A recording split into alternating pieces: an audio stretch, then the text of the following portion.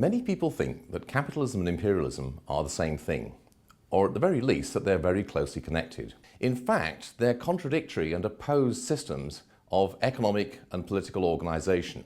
Because of this confusion, many people blame capitalism and the world trade system for bad things that have happened in the past or in the present, the exploitation of poor people, mass famines and the like, when in fact it's imperialism and empire that should get the blame. So what are these two different systems? Capitalism is a system of the free exchange of goods and services between individuals on a voluntary basis under the rule of law and in a system of private property rights. In other words, it's a system of voluntary exchange in which all parties to the exchange are better off. Now, imperialism, by contrast, is a system of relations based upon power. Essentially, it's a system in which certain groups of privileged people in one part of the world are able to extract unearned income from people in other parts of the world through the use of exploitative power relations, usually with the help of local collaborators. The key to this is the use of political power, ultimately military power, to establish economic relations which are involuntary and exploitative. Empires have existed throughout the whole of human history. In fact, there are so many examples of empires that it's hard to know where to start.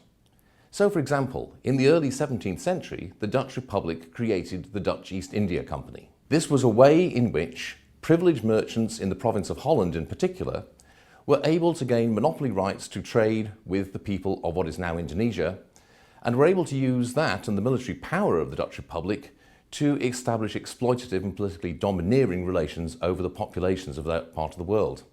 Later on, the English got in on the act and created their own East India Company, which for over 150 years ruthlessly exploited many of the people of the Indian subcontinent, most notably in Bengal, but elsewhere as well.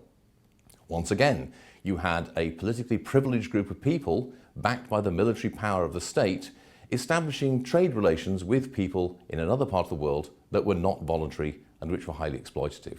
More recently, in the Caribbean, the United Fruit Company, backed by the US federal government, was able to establish similarly exploitative relations with people in parts of Central America, such as Honduras and Guatemala. The important thing to realize is that while these were profit-making enterprises, they were not true commercial capitalist businesses in the real sense of the term. The profits that they gained were due not to free competition or voluntary cooperation with willing buyers and sellers, but the use of political power. Had we had a true capitalist system operating here, we would have had lots of free trade between the people in the other part of the world, not only with people from the US or the UK, but also other people from other parts of the world, and there would have been a much more voluntary and mutually beneficial relationship.